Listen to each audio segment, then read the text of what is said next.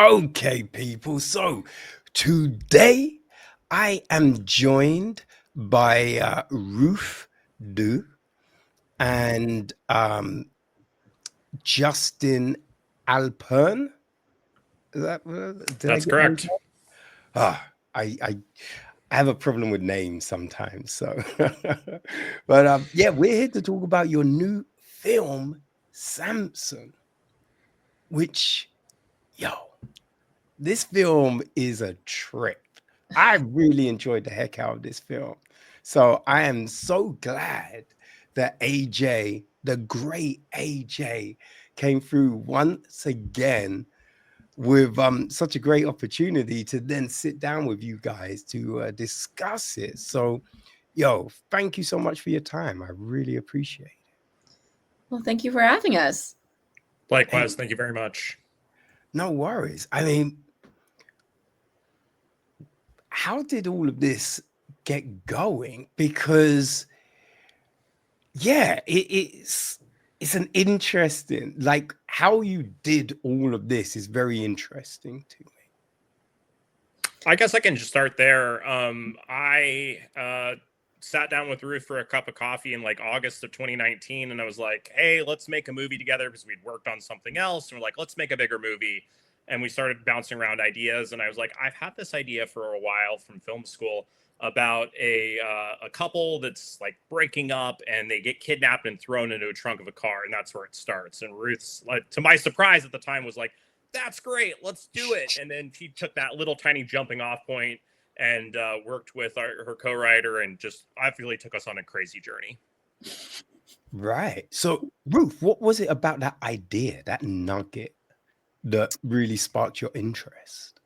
I think it's always interesting to put people in situations where things are uncomfortable, right? Mm, Especially if their relationships are being tested, which is exactly what's going on with our two protagonists, Emma and Adele.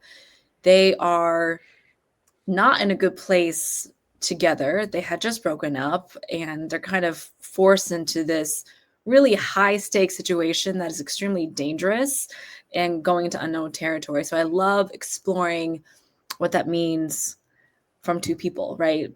And without giving any spoilers away, I felt like we need to also explore the kidnapper side of things mm, because it in so many ways kind of parallels the main story. It is also an exploration of a certain kind of friendship and yes. different type of relationship that I felt was really important to also touch on. And then we kind of figure out how it all blends in together. I mean, that's for me really why I love films and movies, is really about these characters and how people work with each other or how people don't work with each other well, and kind of figuring out how to play with that. Yeah, no, I thought the relationships were really well developed, and the dialogue here, right? These conversations that everyone is having, it really brings everything to life, right? Because it feels real. You know Mhm. what I mean? Like Dale and Emily, that situation, right? And then I'll get back to there's something I'll get back to that, but that situation is great. And then when we're with Drew and Joe, that whole situation, and it really kind of humanizes those two people, right? And it lets you, because there's a love, right? Mhm. Friendship is a key thing in this film, Mhm. Yeah. right? And it's like Drew would be like, I'll do anything for this person. But you then see the naivety of Drew, Mhm. right? And manipulation is another big part of this film. And we can see how like love has been manipulated in these two different instances Mhm. for someone to get what they want. And I Yeah. thought that was so interesting and well done without it being hammered over your head. You know what I mean? Yeah. Yeah. And I think you described it perfectly of kind of what our underlying intentions are, right? So at the surface level, it's a love story, breakup story. But really, really deep down inside, it is about relationships and how someone can take over a relationship and do whatever it takes to get what they want. It's that perspective. It's about taking control.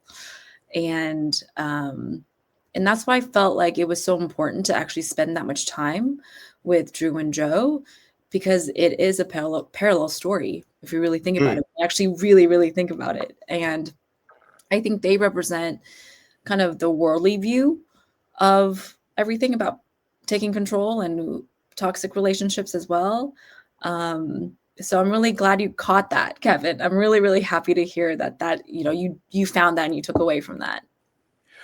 Well, I mean, I don't know. To me, it just was so clear, right? And just that whole, because we have the situation again of like preconceived notions, right? Which is so evident with Drew and Joe, right? Where he's just like, wait, why did you pick me? Right? And that whole thing. But then you get, Drew feeling like he's had it hard. And Joe's just like, oh, come on, man. Like a full garage spot. He's like, no, just free. Right. But it was the way he said it as well. Right. It was the delivery of that. It was just free. Like he wasn't being ironic. He was just like, no, you don't get it. I had it hard. We only had 3 garages, man. That was tough. And it was just like those moments that really resonate, that really bring these characters to life for you and let you understand how they can be manipulated into certain situations. And that was, man, I just thought that was so well done, right? Because it didn't feel clunky. There was just this great nuance in it. And I think there's a real skill in being able to do that, right? So, as a writer, do those things come to you like straight away, or is it in the drafts? Do you usually get there after a lot of polishing? It takes a little bit of time, right? And I think you have your initial first pass, which is kind of a word vomit of what it is. And especially when working with another writer, right? The way that David and I process the whole thing is we pretty much did an outline together, went through everything beat by beat, the whole thing from top to bottom. And then we broke it in half. I think David started with the first half of the movie. I started with the second half of the movie because there is a bit of a tonal shift, right? And at that point, after our first passes of vomiting and putting everything out, we switched places and polished it up and detailed and things that were really difficult or tricky, we kind of walked through together to figure out what it is that we're trying to gather, right? And I feel like this scene in particular that we're talking about with the 2 guys in the car was rewritten a couple different times because it was important. And it was hard because it was long, right? And I love sitting in a long scene where we can really feel what's going on. I'm not afraid of doing that. And I think this sequence, I think it's like 8 minutes long. It really, we're able to sit in it. But we wanted to make sure that it still felt like it was constantly moving. So I felt like it did take us some cleaning up and, rewriting literally up to the time we were shooting. And we really skimmed this too in the edit. Things are switched up a little bit in the edit as well. So it's a process, right? It's a really, really big process. And even when you have 2 incredible actors, Brittain Emilio Garcia-Sanchez, they're going to have opinions also, right? And they're both so creative and they're both writers in their own way. So their contribution to the material is actually really, really important. Emilio and I had a really amazing conversation right after he was cast. And he was like, I don't want to take over this character. I want to respect the words and respect the story, but I have a big, big issue with the big, big thing. And so he approached me with it. And I was like, you're right. It's not, we can make this a little bit more relatable. And to be honest, I'm happy to share it right now. In the first version of Joe, Joe was not a glassblower, which is now like this iconic line. Joe was an actor. So, and Emilio came to me, was like, to be an actor is so much of a privilege. That's something that, you know, that we're playing with right now. It's real life. So can he be something else, anything else that kind of levels him out to be that grounded person that I think he needs to be? I was like, yeah, that's a really, really great call. Let me figure out what that is. And also let me make sure that the things that we play with in the second scene is also relatable. And the second scene is a car scene. So I was like, you know, diving deep in mine. We're like 2 weeks out. And I was like, okay, what is an art form? What is an occupation that is so creative that still involves putting on some kind of interesting identity or a shift in mindset or anything that's a physical craft?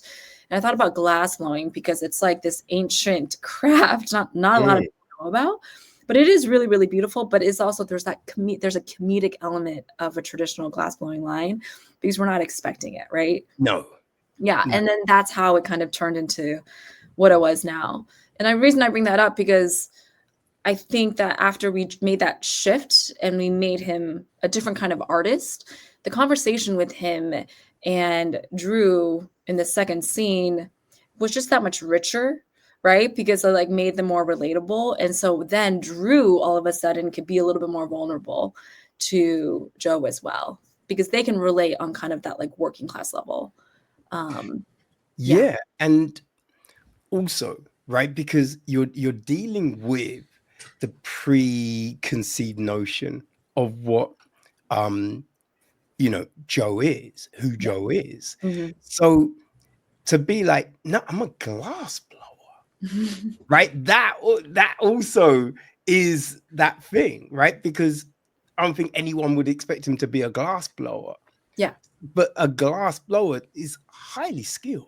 Absolutely. You know what I mean? So it's just, it shows that extra depth, right? That thing about him, because we already saw the photo and all of that, but this is that next level.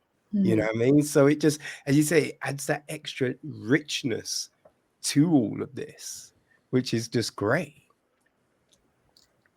Yeah, I thought all of those things, and I remember reading. I mean, I read almost every single draft of the film, and because I was there, and I remember like reading this section before we shot it again, and it just felt so much more grounded, and the characters felt real and relatable. And like, it's always fun in a movie to put an actor playing an actor in a movie, but it also kind of almost cheapens that character to a certain extent. So with this rewrite, I really felt like the script like just had that like authenticity and the grounded levelness to it.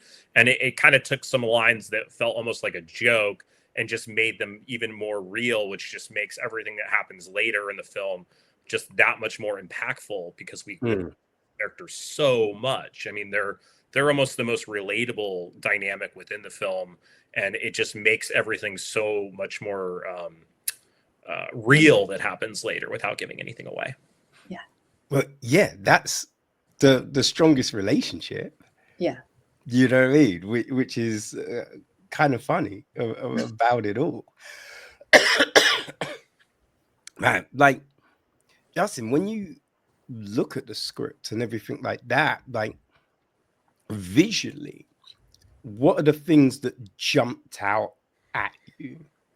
You know what I mean? Yeah. So I think with this film being a small independent film and with the like scale and the pace and the style that we had, it was like taking our grand visions and just figuring out ways to be consistent with the how we were going to be able to execute on set, and just building a visual language that was modular, that we could play with and iterate through every scene, but also keeping things really kind of contained to where we were so we could hit our days and hit our schedule. And then Ruth had like, and I sat down and had a lot of conversations about different aspects of it, and just making sure, since the film is essentially two people sitting and talking a lot of places, of like just really working through how do we make that visually interesting.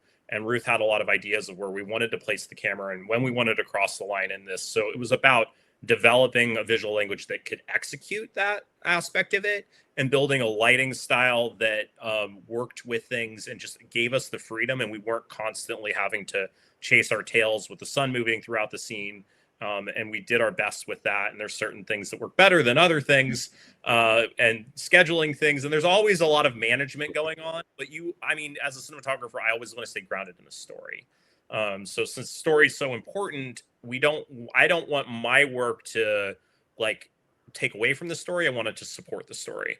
And so we just really worked through that, and just using, our camera choice and how many cameras we were shooting and the type of lenses we were shooting on and all of that. I wanted to add flavor to things, but not let any of the things I was bringing to the table overpower any parts of the scene. So it's all about the characters within the scene.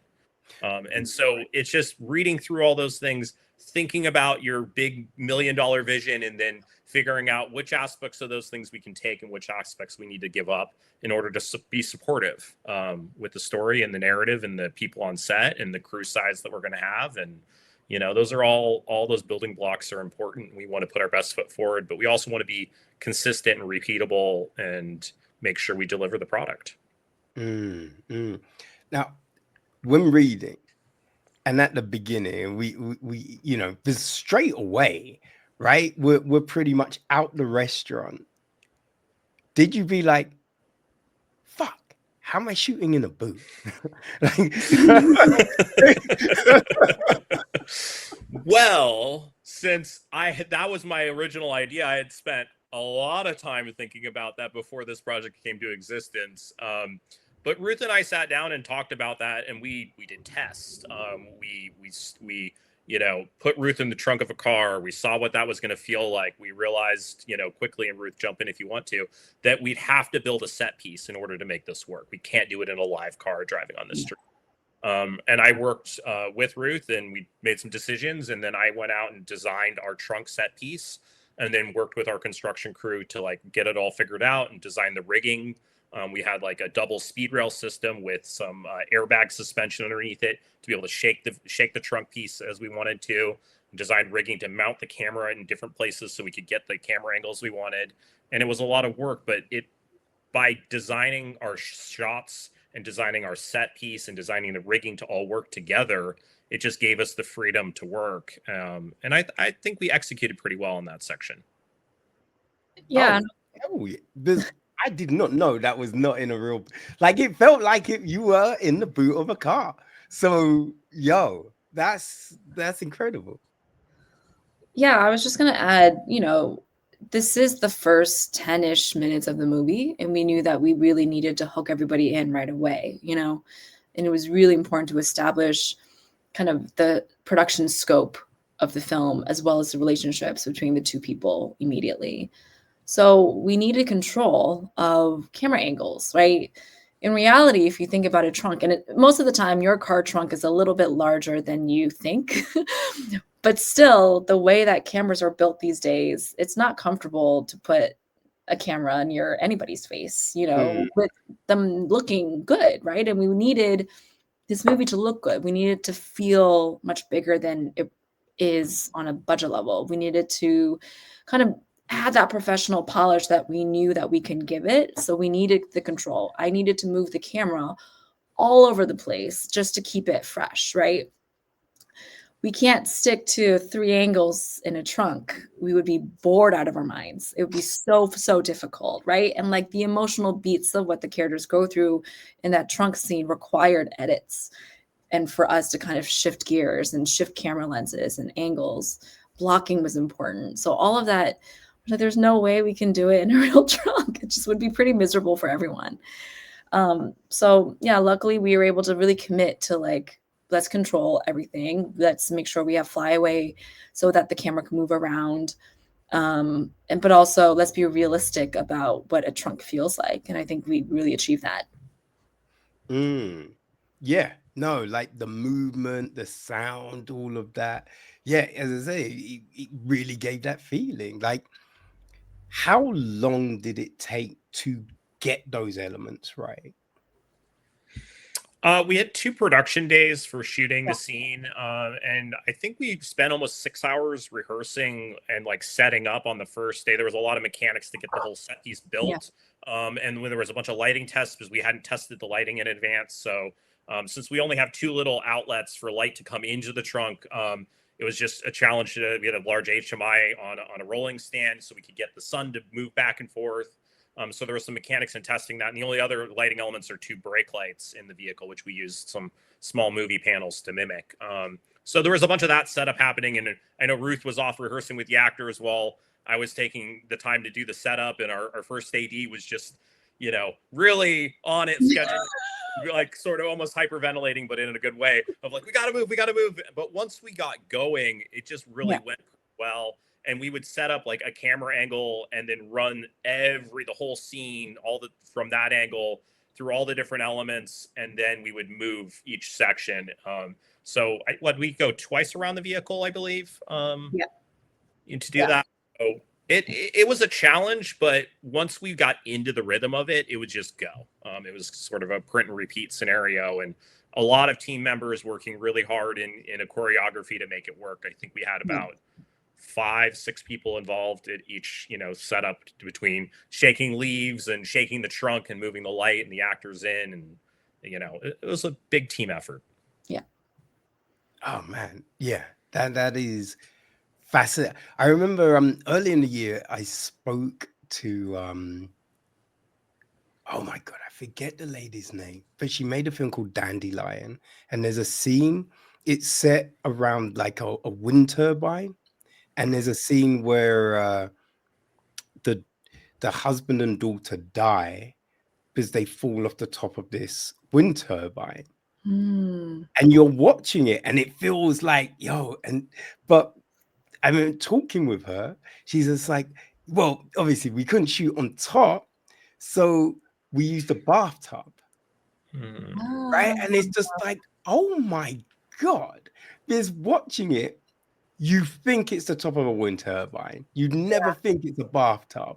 So it was so well done. And then like the Addams Family, man, they are great filmmakers. And they I think, was it the last? No, it was the film before the last film. The name of it is completely out of my head. But there's a scene in a wagon. And when we talked about that, and it's just like how they did it, and it wasn't actually moving, and they had to get like someone running along with twigs and like to make it look like the trees. And it's always fascinating to just hear these inventive ways people find to shoot a scene.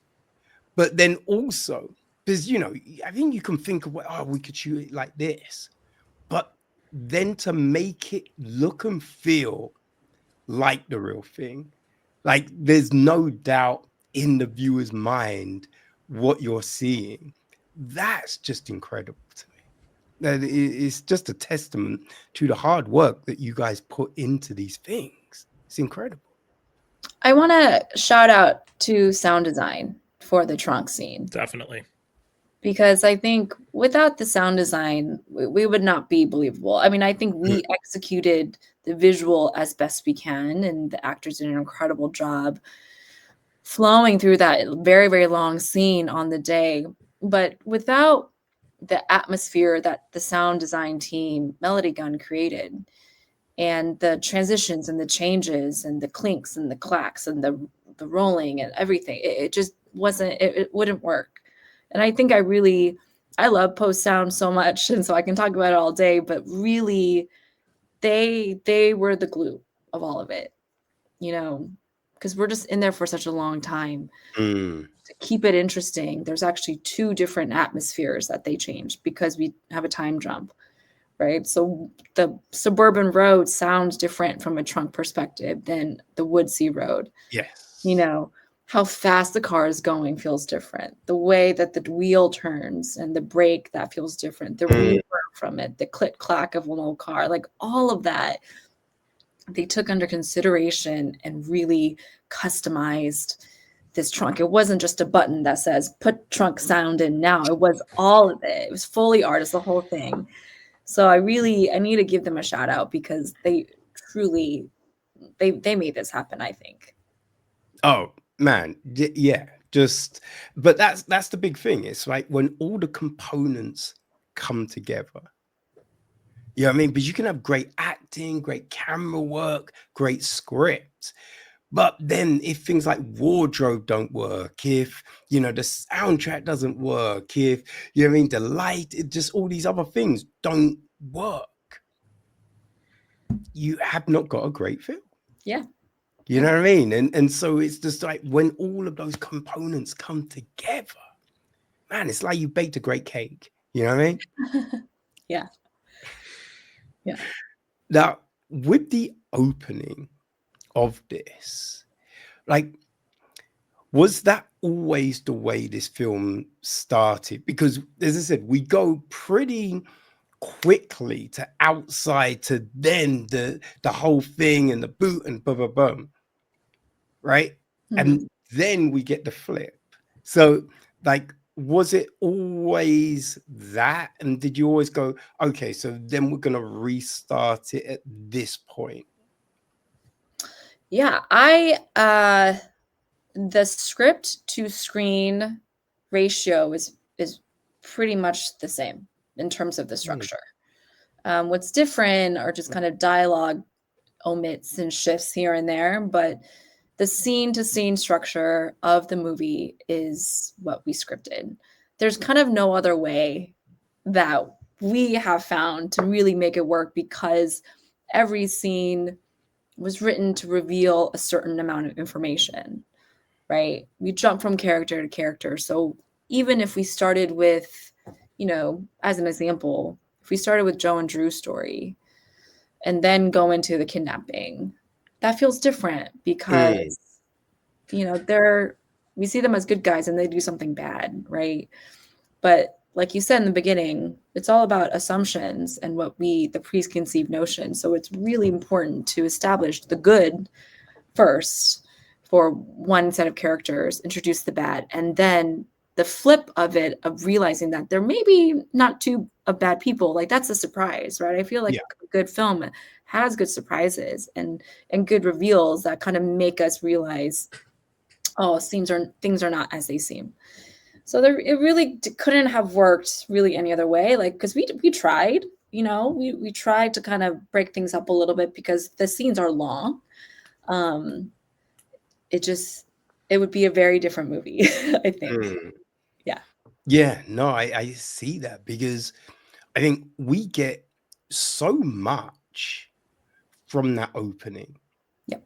Right? Because although we don't have the conversation in the restaurant, I think it's the boot that really tells you what that relationship is.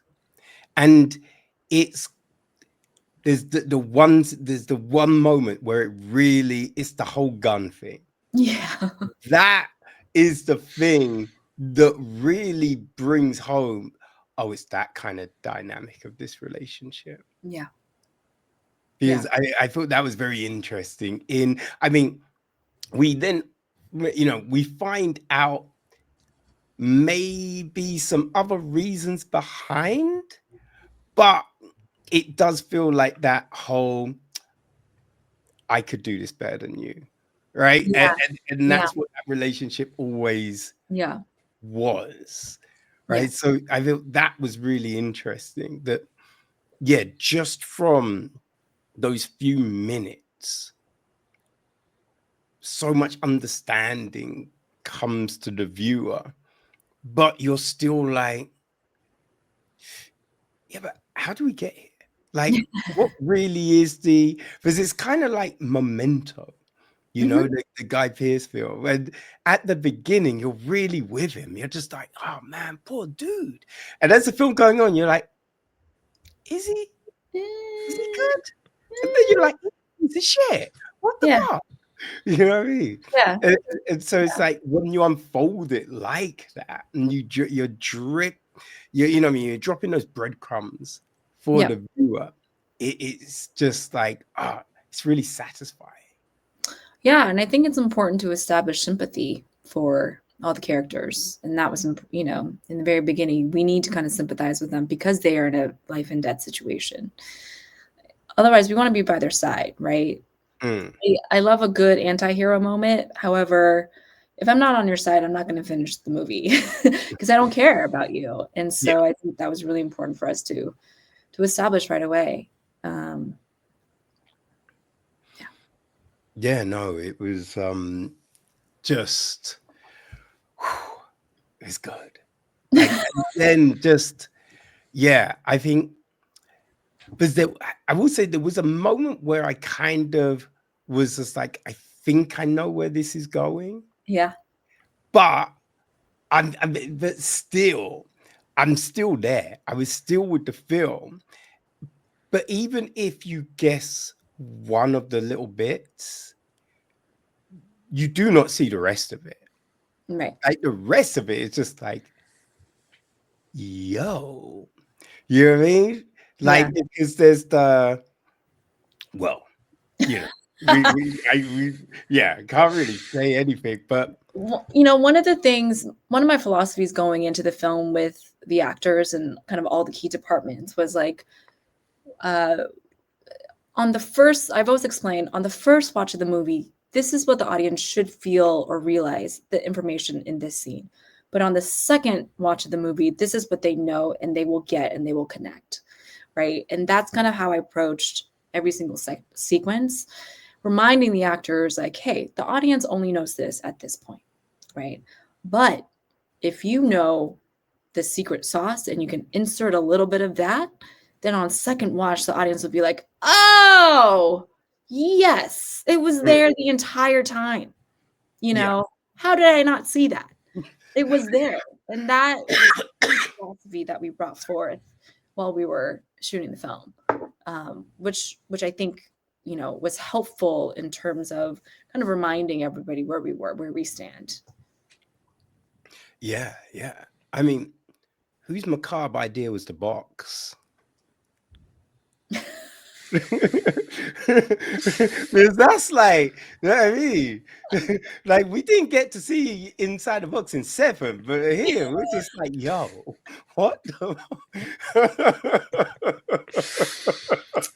was some twisted shit. Yeah. I have that boxes in my closet.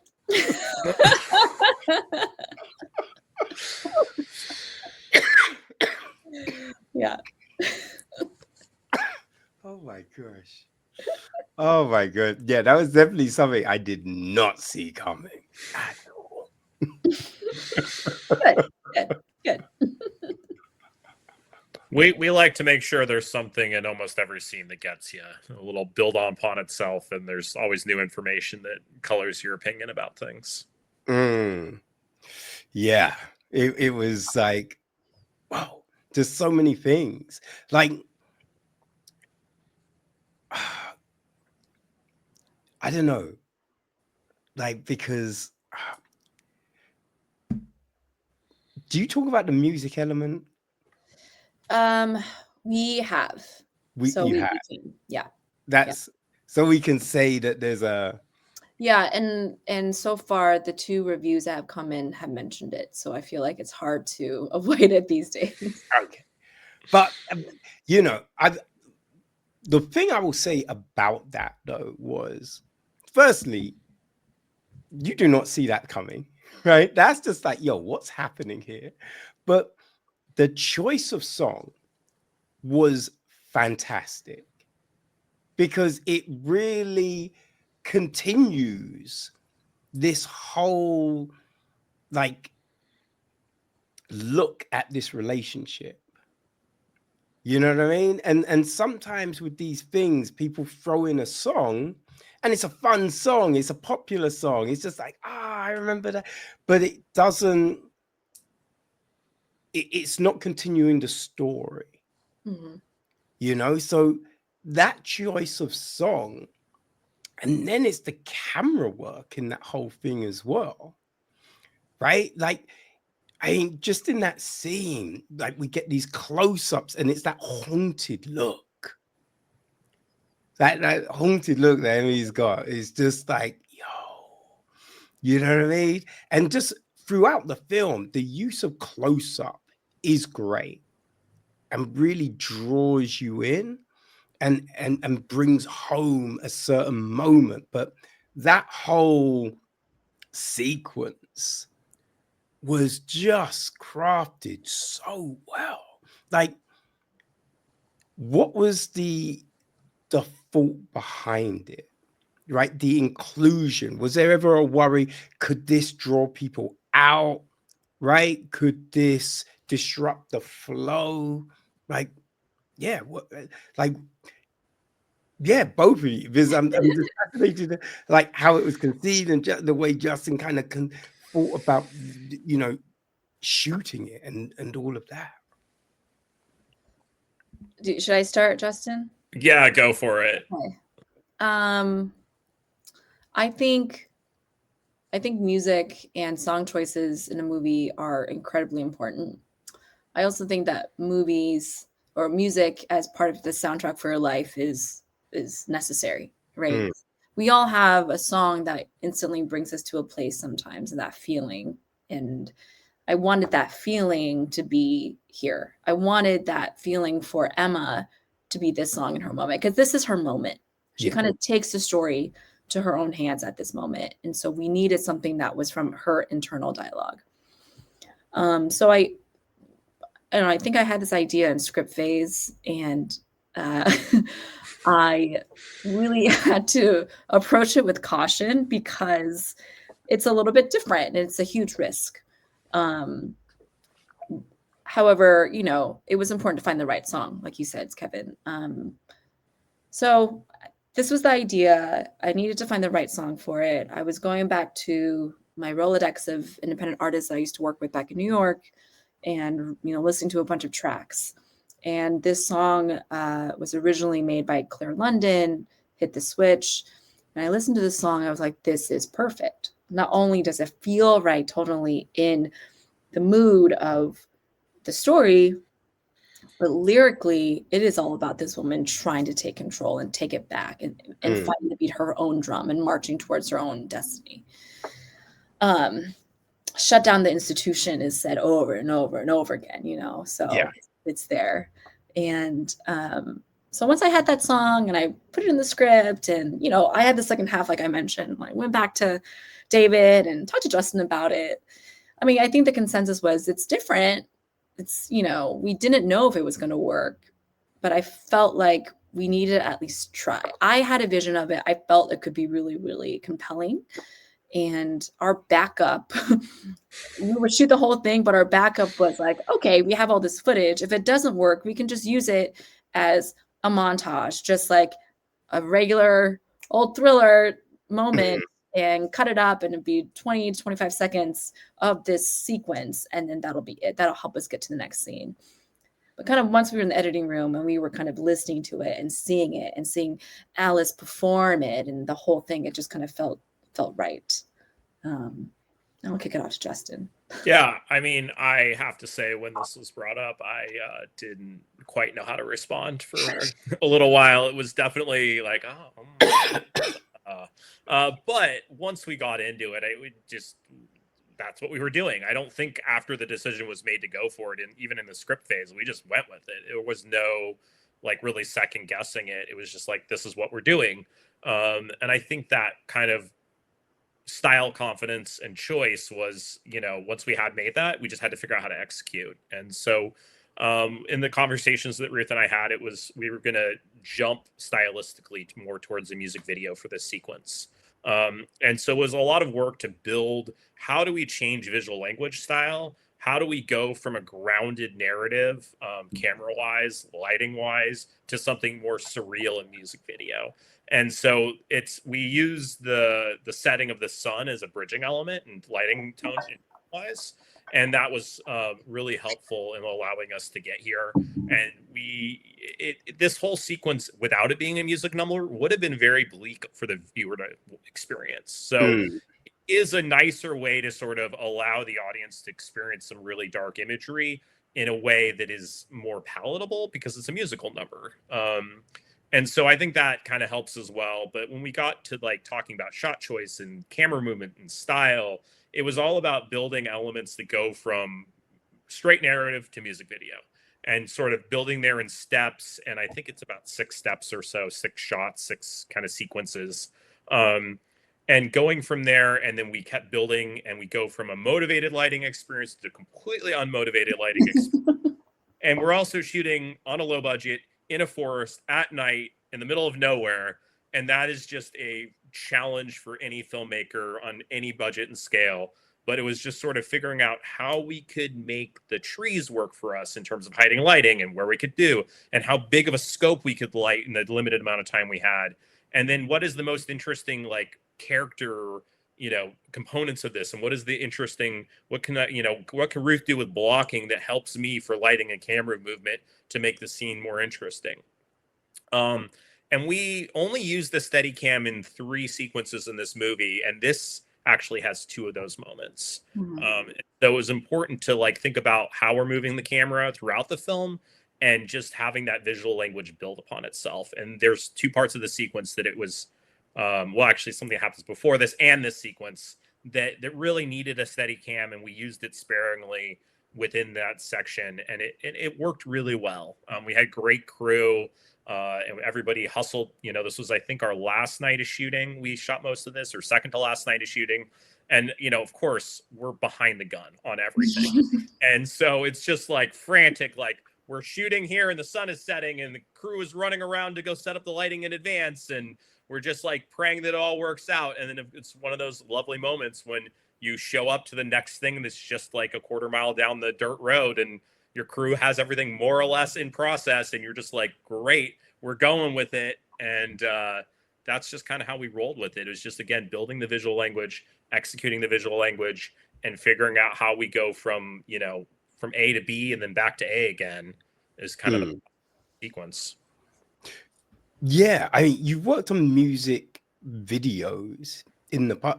Like, did any particular like video for a song kind of inspire certain choices, or was this all because this is the thing that you think works the best? I didn't have any visual style references for music videos for this sequence. I just knew we wanted to approach it like it was a music video in terms of like lighting and shot choice and style. But it was unique, at least for me, because again, we had to have it fit within a narrative structure that still grounded and makes sense. Ruth, anything in there? I mean, I think the giveaway of this music video moment is really having that standalone studio set. When with her close up and she's kind of in this black infinity space. I think that's a very standard music video style. And it kind of introducing that key light, that purple magenta that we really like on this film. But we knew that we needed cutaways that supported that style, right? For us to shoot that sequence with the narrative action, it wouldn't be enough. So we needed those cutaways. So the studio was a cutaway, kind of that standalone moment between Emma and Dale in the woods was a cutaway moment. I mean, I think in a dream scenario, Kevin, we would have more stuff to really support it, but we were limited. And so I think we best utilized the resources that we had to try to make this feel really, really compelling and interesting as possible. Well, I mean, at no point are you watching, you're thinking, that is weird.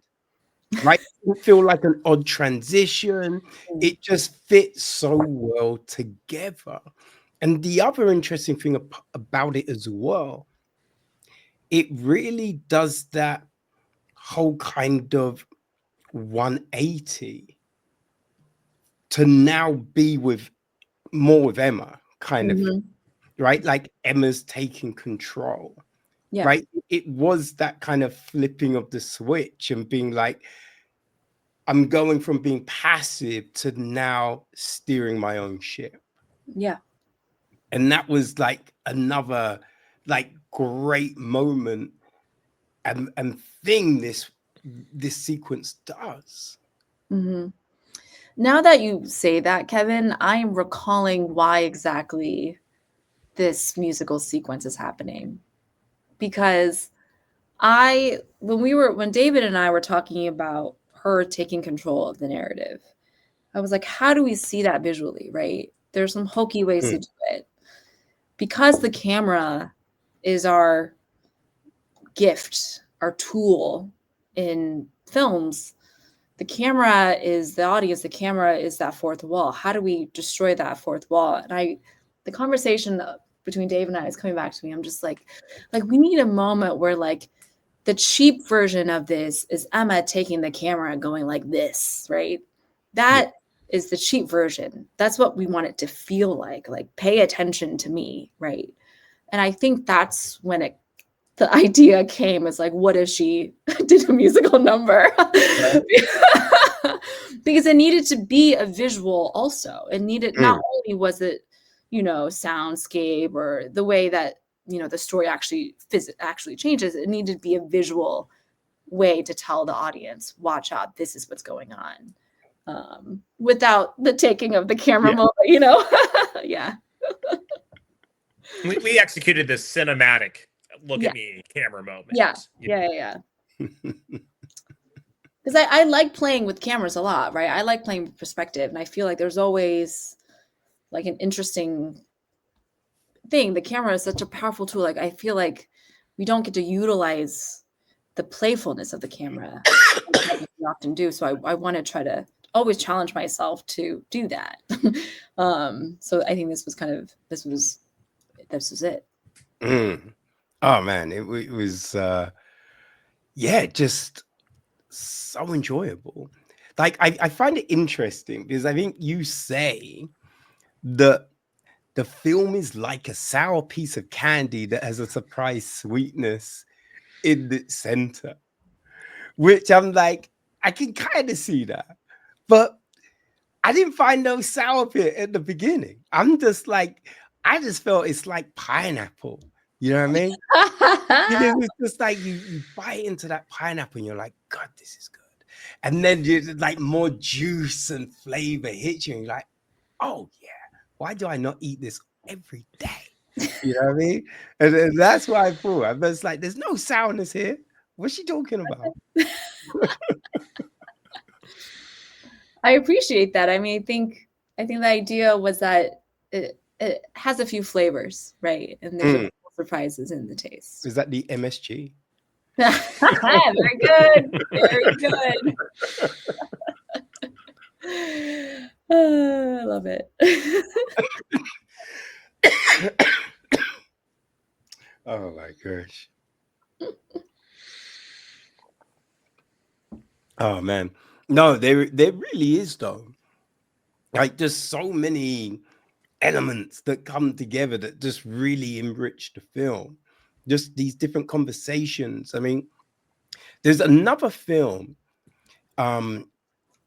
which has a conversation with the like the bad guys, let's just say. But in a way that really kind of humanizes them.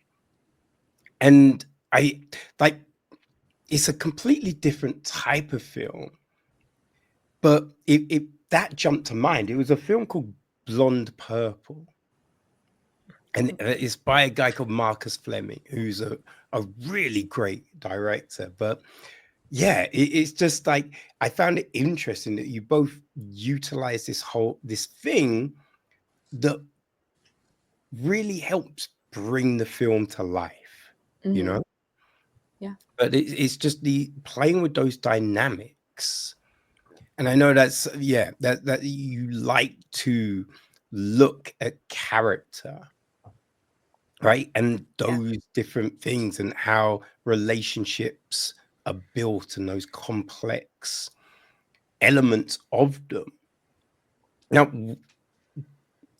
I guess it's like writing that is one thing, but then it's bringing it out of the cast. Like, how has that been for you in your journey of, storytelling? Because I mean, like, sometimes, you watch a film and you're like, oh, man, the script is really good. And I know these actors are really good, but this doesn't work, right? I don't buy this moment, right? I don't buy this relationship. And it's always an odd one because you're just like, how did this not work? Yeah. Right? Because I know everyone involved is talented. So how does this not work?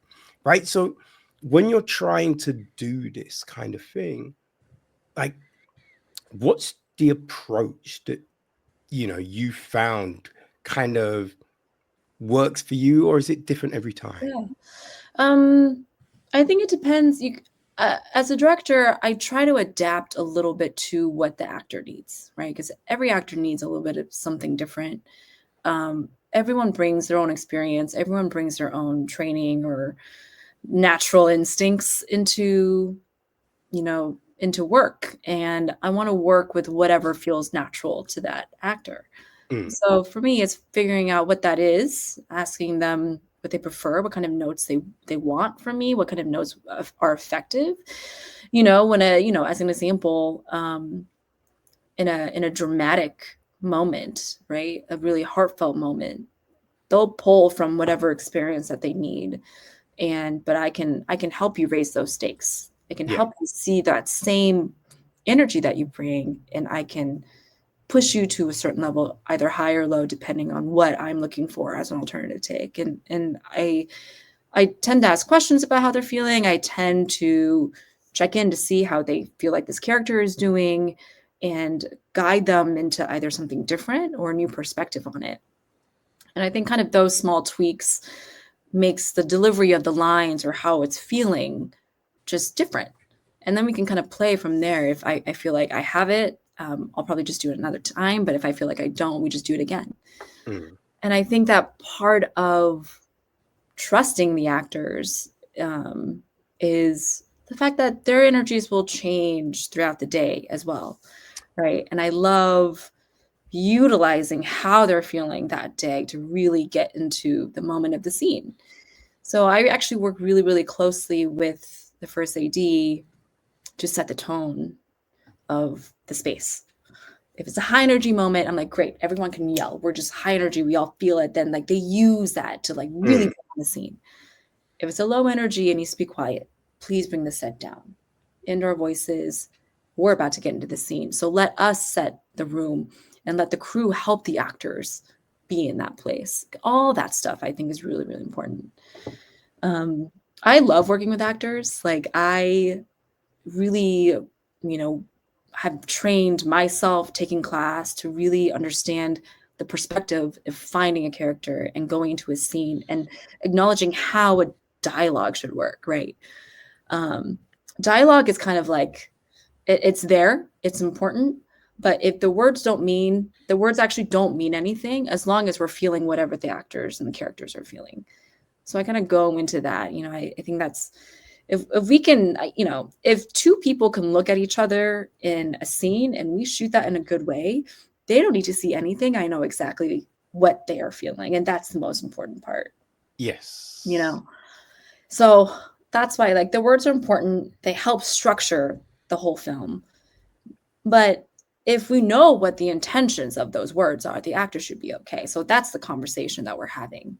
What do these words actually mean? What does this character actually want from this person?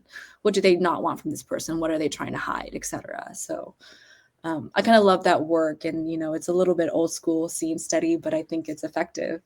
So I try to bring that table and adapt to what the actors need. No, I think that's a really valuable skill. Because as I said, it's just like there's countless times where we see it not work. So when you see it work so well, right? And especially when you see it so well on a lower budget film, right? Like you know, these people didn't have the resources of this big studio, Yeah. but they nailed it. That's just like this great thing. It's a great thing. Thank you. Thank you. All right, man. Like, you know, working in film, like, what's it like with just technology, all the developments and, you know, innovation to what then you're able to do, right? Because I remember, again, it's like talking with the Addams family, right? They were just like on the last film, it was like, oh, we used a drone, right? And it's just like, yeah, and we got to play with this drone and boom, boom, boom. And so you're just like, oh shit, yeah, interesting. Like, because you just don't always think about like how like these different things could be utilized. So as a cinematographer, like, what is that like? What do these kind of things bring to your arsenal? Yeah, I mean, I've started my career on film. I mean, not motion picture film, but still photography film. And I've experienced a lot of technological change. And I, certainly am appreciative of all the tool sets that we have at our disposal. And I think they're both great tools and also potentially great distractions. And so I think it's like we have almost a choice of every single different type of thing we could possibly imagine. And it's about taking all of the things that we could do and all the tool sets that we might have and saying like which variety of them are the best, like what paintbrushes best make this scene work, Mm, doing oil paint or watercolor or whatever. And it's the same, equivalent to if you're shooting a film. And you have to, as a cinematographer, I can have the grandest vision in the world, but if it doesn't support the narrative and the actors and everybody else, this film is such a collaborative experience and collaborative film thing to make. um, you want to make sure you're being supportive, and you want to find those moments where you can do something to shine or do something to like shape the lighting or the lighting choice units or the type of lighting units you're using or the lenses or the camera or all of those things. You want to make sure that you're giving the best foot forward for the story, and you're doing it in a way that is supportive. And that's always a challenge, because I'm fortunate that I have an equipment rental house and we had a lot of equipment to choose from to pull out of my inventory. But it was really important to be like, no, this is the right tool for the job. This is not the right tool for the job. What it makes sense for this scene, and being really simplistic about it. We fortunately were able to shoot on 2 different sets of lenses for this movie. And so we, was really intentional of saying like, this is the look of this scene. And since we have some different stylistic changes, it's like, when do we want to break this style and contrast it with this style? And the differences between those lenses is actually quite subtle. And you don't really notice it very much unless you're like a camera person. You're like, oh, I know exactly what they did there and exactly what they did there. But those subtle contrasts between the lens choices between those 2 different sections of scenes impacts how the viewer experiences the movie on a very, very subtle level. So it's really about shading here, like tweaking here, or just figuring out those little tiny things. And the technology is an amazing thing that, if we had to shoot this movie back in the era of film, I mean, we probably would have had to shoot on Super 16. We would have had like very little, takes we could have done. So being the ability to do those really long takes and do a bunch of that work. I mean, when we did our car work, for the actual driving work, we shot with 2 cameras. And I think, we had about 40 minutes per card. I mean, there were times we shot half a card per take because they just drive for 20, 30 minutes. Yeah. And that was It was like an amazing tool. Yeah. Yeah. It was to have important to we did that logistically. Like, it wasn't because we wanted to keep long takes. It just was necessary to keep the reality of what was happening. Like, stopping and going with the sun coming down and the inconsistency wasn't something that we just couldn't control anything. So we needed to get everything as quickly as we could. So being able to do long takes was just part of the jam. And I honestly feel like with those 2 guys too, it felt good. mm. No, because it helps cement their relationship. right? And that's so important for the film, really, because it then brings home like certain moments, right? It impacts the viewer even more because of those earlier scenes. Yeah. So now you're like, what? You know what I mean? Where you might just be like, Yeah. you know what I mean? Yeah. I mean, I remember a very distinct moment in production because, you know, we have the car in tow. Justin and I are sitting in this other vehicle. It's hot outside. Like, not everyone can hear because they're like down there on the road. So we're on comms, and those who can hear, after driving slowly down the hill at the very long scene. I mean, it was probably like an 18-minute take. It's very long. Everyone was just like, whoa, you know, wow. I could have easily spent that time with them. I was engaged. And Will and Emilio was like, wow, that felt good. And the rest of us are just like, this is why we do it. Because we're able to create a space for them. They knew their characters so well that it became secondhand, became second nature. And that, I think, is really beautiful. And I mean, I love the theater. So anything that we can try to keep intact and authentic in that kind of theatrical space, I think is really important. So it was a really special time, that moment.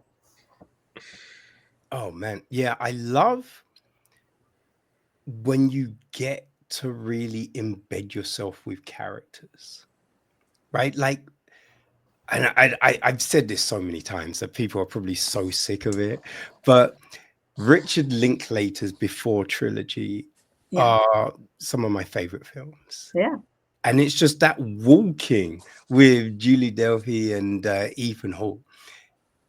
It's so great, right? Like, we've not got action scenes, people jumping out buildings, anything blowing up, but you're just so with these characters. Yeah. And I think there's another film, like In Search of a Midnight Kiss. It's like black and white. It's such a good film. It's such a good film. I think it's the guy from Monster, you know, the Gareth Edwards film. Oh, okay. Scoot McNairy, I think. Yeah, Scoot McNairy, who's making I a think, little comeback. Scoot. yeah, I believe he's in it. It's like, it's from, oh my God, I think it's like 20 years old. Yeah, yeah. Oh man, that makes me feel so old. Cool. That's such a great film. I highly recommend it. But you're just following these two characters walking around. I think it's in New York, and it's so, and it's that kind of thing that I love so much.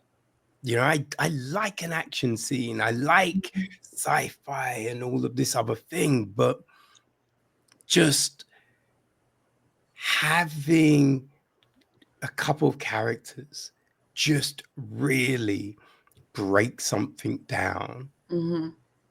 Like, you can just watch it and you're just like in awe, right? Of the ability to just bring so much to life with no crazy effects, right? Just basically words, just words. So you're just thinking, man, the way they put this scene together is so good. Right? And that's one of the beautiful things of cinema that I just love. Yeah. I want to shout out editorial choices and editors when it comes to that build. Because when we're just, there's a reason why certain cuts go certain places. There's reactions. There's pauses, right? There's talking really fast and then slowing down. And then another cut. And then pacing. Like, all of that was so important when it came to building all of our long sequences, right? Because they are scripted like a lot of pages. But because, you know, our editor, Spencer, she was able to really figure out the correct pattern to cut when and why. I think was a game changer, you know. And she was also able to bring up like light comedic moments in those driving scenes by doing things that we didn't do in production practically, that she did digitally, like zooms, like closer shots that we couldn't get. But those closer shots and those reactions help make things funny because they bring up, they highlight stuff. And then we would go close and go back wide. Like all of those are tricks of the trade of cinema that I think is only viable to this art form. And it's so important to detail that. So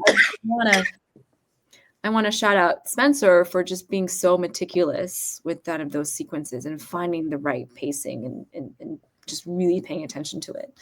Because we, you know, it could be a very, very boring sequence, but because we were able to kind of give it some variety when it comes to the camera choices, lenses, depth, etc., with all the edits, it just kind of became a life of its own. So, yeah.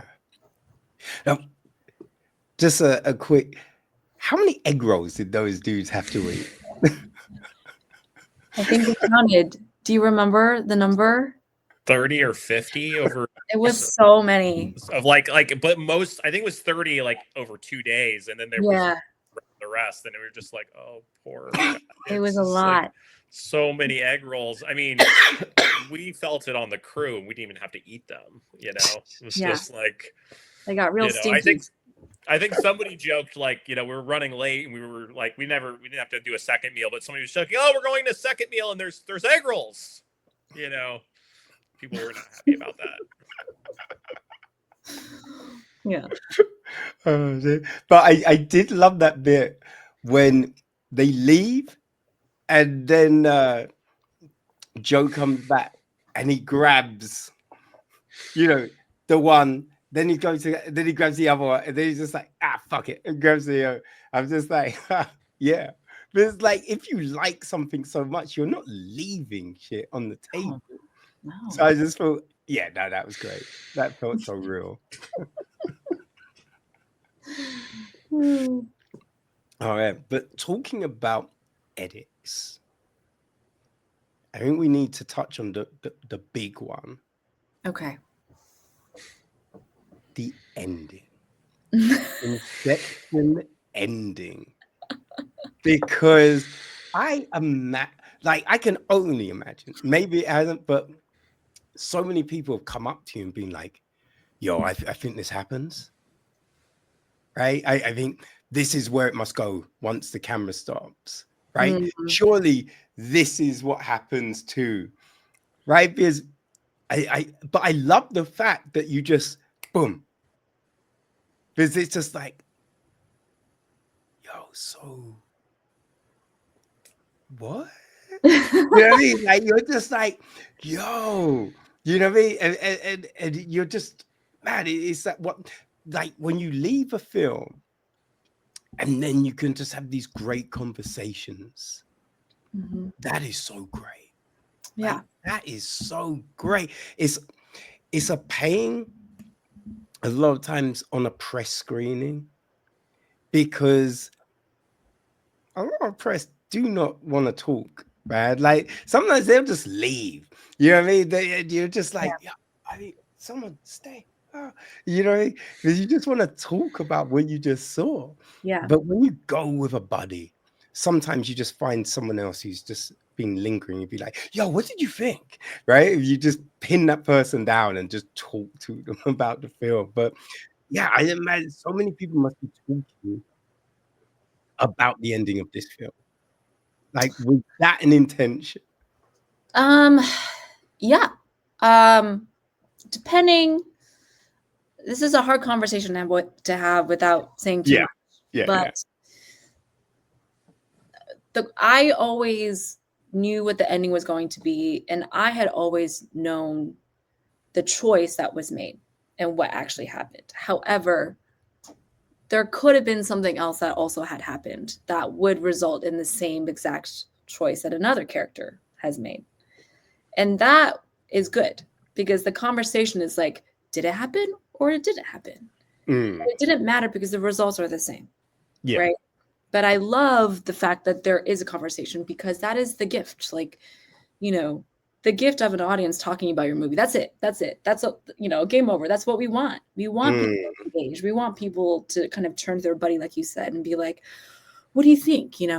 That's why I always like when people ask me, like, do you want to go see a movie? I'm like, yeah, I want to see movies. Like, do you want to get a drink before we see the movie? I'm like, no, I want to get a drink after I see the movie so we can talk about it, Yeah. Because I need to offload that experience. And the question that's there in the very end of the film is always there to be offloaded. And I welcome that conversation. And I welcome the reactions behind it. And that was always the goal. That was always something that we needed to have, kind of just the oh shit moment, Yeah. Oh man. Yeah. It's something that I wish like film festivals would do. After screenings, have a saloon where then you can then just discuss the film. Yeah. Right? Like not everyone is going to go, but I've always felt enough people would go to make it a viable thing to do. Yeah. Because there's so many great. I remember leaving Book of Clarence at the London Film Festival, and it was just like, oh my God. Like he did it again. The Harder They Fall was so good. Yeah. So good. And you just think, can someone deliver that same quality again? And Book of Clarence just was so good. But you're just leaving. You're leaving. You're walking down the stairs, and it's just like, I don't get to talk about this with anyone. Yeah. You know what I mean? And it's always just such a shame. I sent out a wide email today to like basically 150 people that I used to, worked with in the industry in the past 15 years. And I had 3 bullet points of like, this is how you can support this film. 1, watch it. Step 1, just watch it. 2, tell your 10 best friends about it. And I said, even if you didn't like the movie, still tell your 10 best friends, because then it's worth the conversation. Right. And I truly mean that. Like there's currently, one of those films out there right now that's like an award contender, and I didn't love it. And I love talking about it because it is getting so much conversation, and I want to know how it connected with people, because it didn't connect with me, right? But like that's why we talk about it. It's perspective, Which one was it? I might have seen it. Honora. I didn't love it. Oh, that's subtitled, isn't it? Yeah. Yeah, I can't. I've got bad eyesight, so I can't watch subtitled It's stuff. a lot. Yeah. Which is just such a pain. But no, but that is a big thing, right? Some films just don't resonate with you. Right. Other people love them, but you're just like, didn't really hit for me. Yeah. And like, we don't expect everyone to, connect with Samson either. I think we do the best we can with creating something that we love. And I think we love it. And it's really exciting when we engage with people that also love it. Like you, Kevin. It's been really fun. But I'm eager to engage with someone who maybe doesn't hit the mark for them, just to have a conversation. There's no personal, criticism behind it. It's like, it's what it is. Everyone has different opinions. Subjectivity is important. It's always good to kind of, just talk about it. And because I think people learn from that. For sure. Yeah.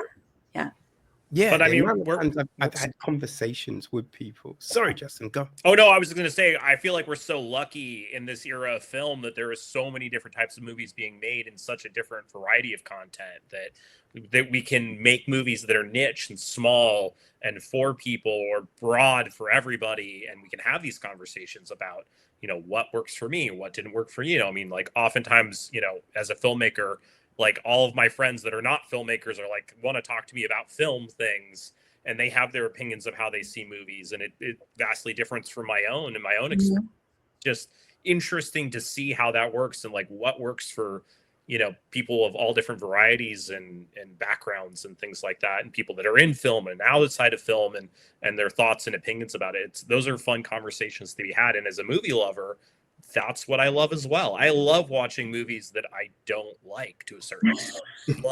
I love looking at a movie where you're like, okay, this movie is like a 6. What worked really well about it and what didn't work and why didn't it work? And I love things. I mean, that's super fun. I mean, one of my friends and I we have like a list of big blockbusters that don't work, and like having conversations was it's so much fun to see what works and what doesn't, and that. So as a filmmaker, it's just amazing to have those opportunities.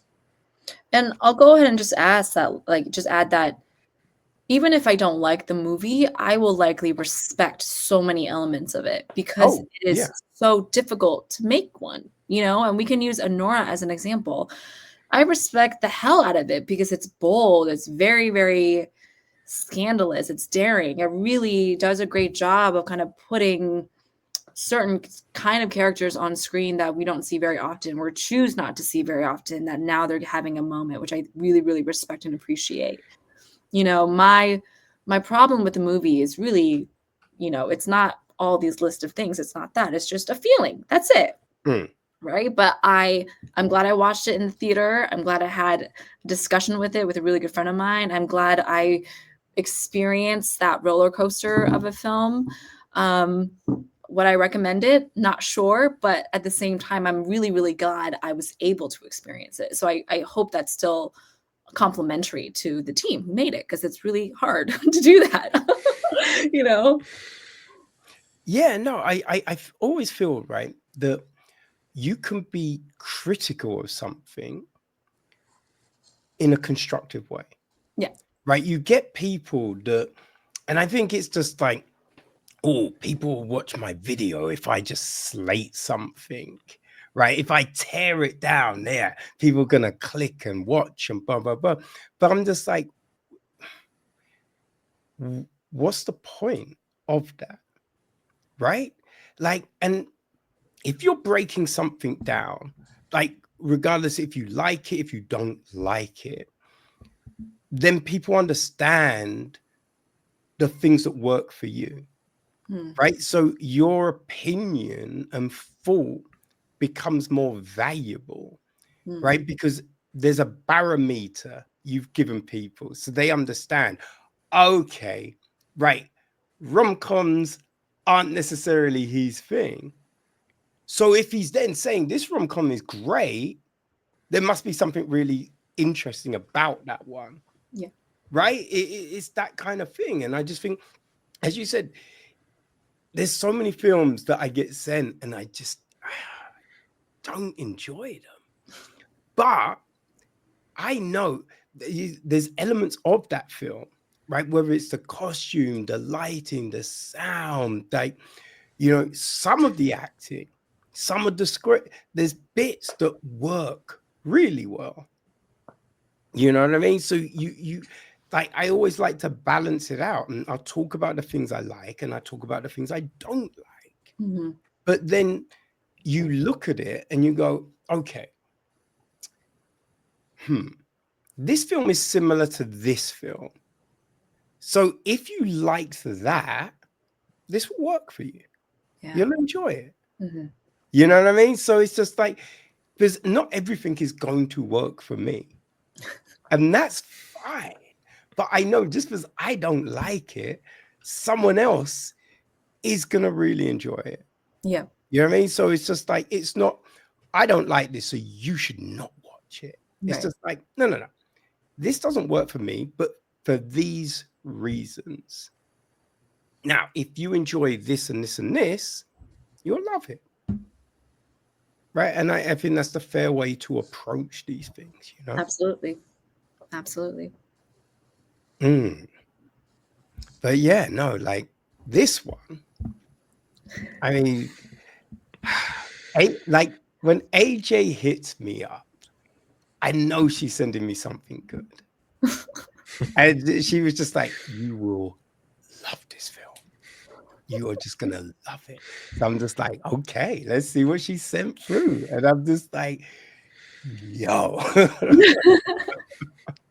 I love when you see something from different perspectives.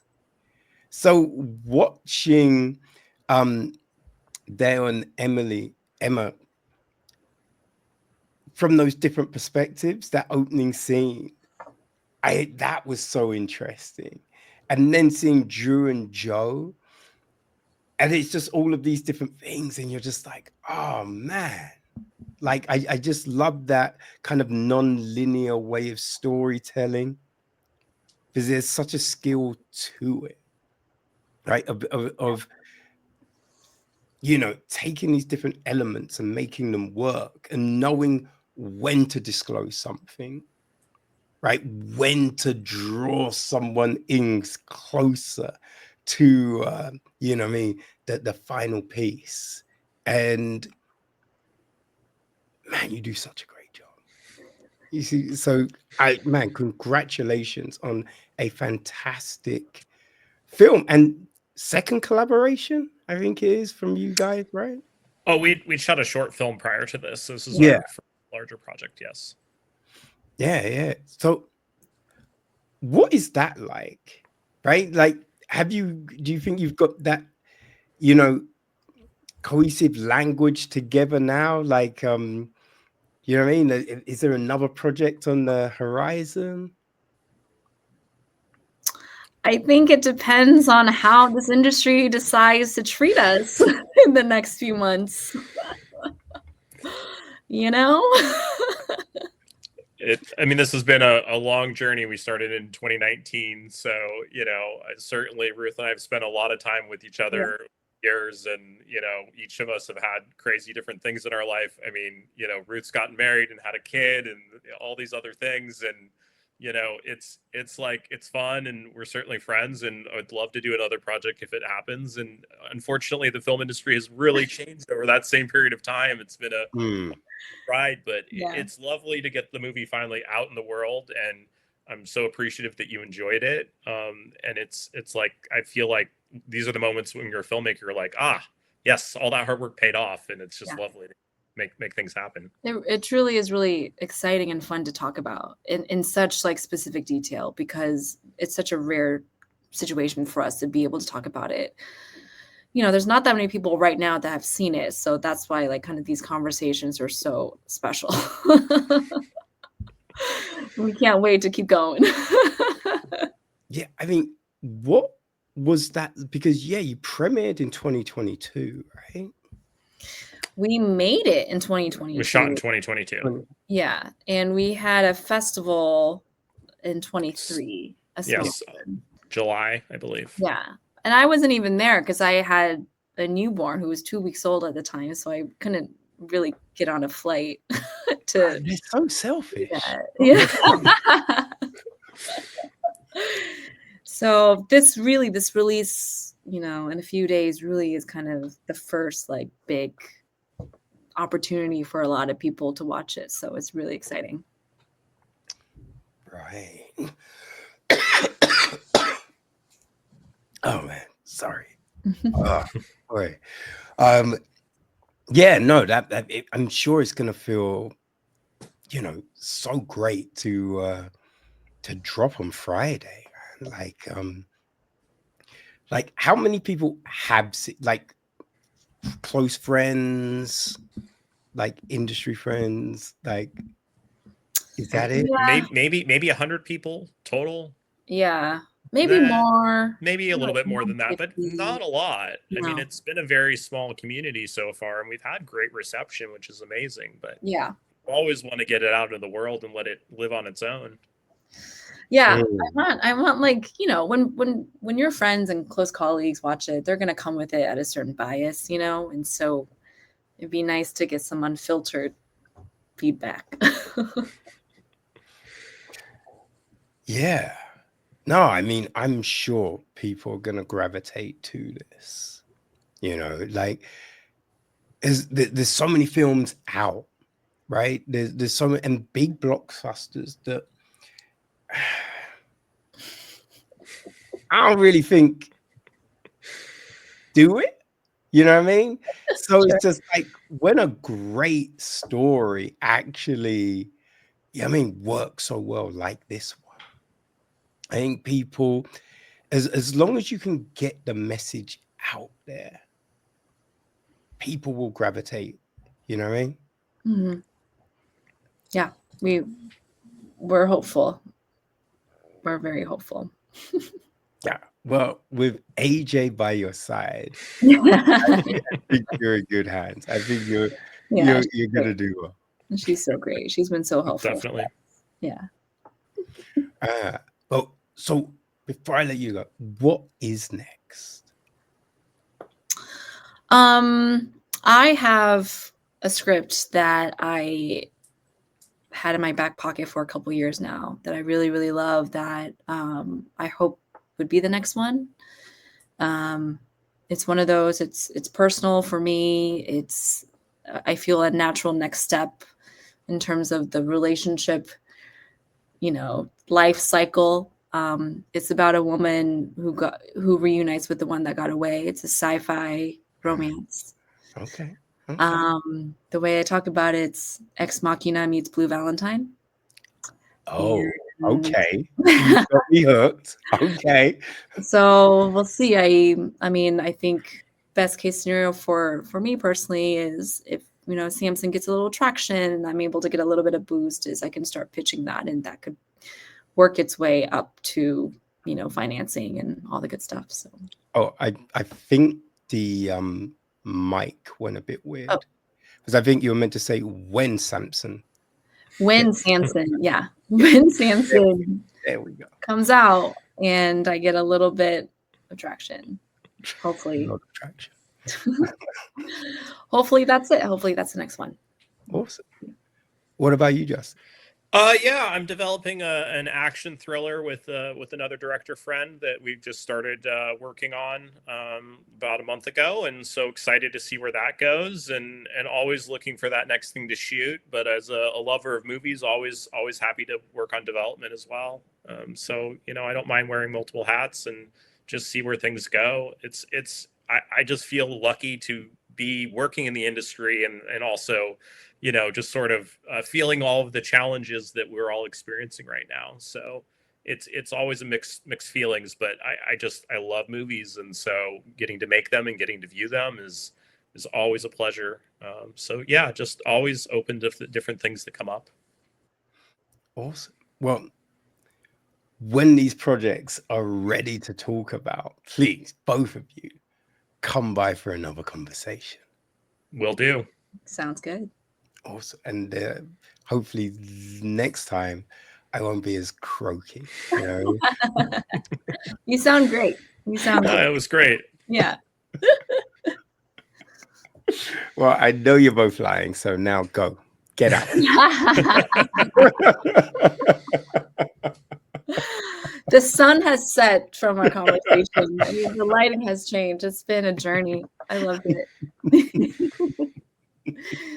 No, I really appreciate your time. Thank you so much. Thank you. But before you go, let people know how, firstly, they can see the film and then follow both of you so that you can keep track of all the great stuff that you have coming up. Yeah. Our movie will be on, North America cable satellite platforms. It'll be on Apple TV, Amazon, YouTube, most of kind of the AVOD platforms as well. There's so many to name. You can follow the movie details on Instagram at Samson Movie 23. I am on Instagram at Ruthie06, RUTHIE06. Justin? You can also go to our website, watchsamson.com, and we'll have updates there as well. And then for myself, I mean, I'm not much of a social media person. Occasionally we'll post something on Instagram, and I'm at Justin Alpern. Awesome. Well, people, all the links will be on the website, so make sure that you go, firstly, watch that film. And then you can hit up Ruth and Justin and be like, yo, did this happen at the end? Right? You know what I mean? Love it. Can't wait to talk about it. Awesome. Well, again, thank you so much for your time. This has been great.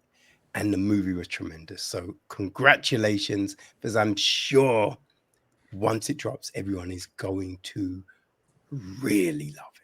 So well done. Thank you, Kevin. Thank you. Thank you. All right. Take care. Bye. Bye-bye.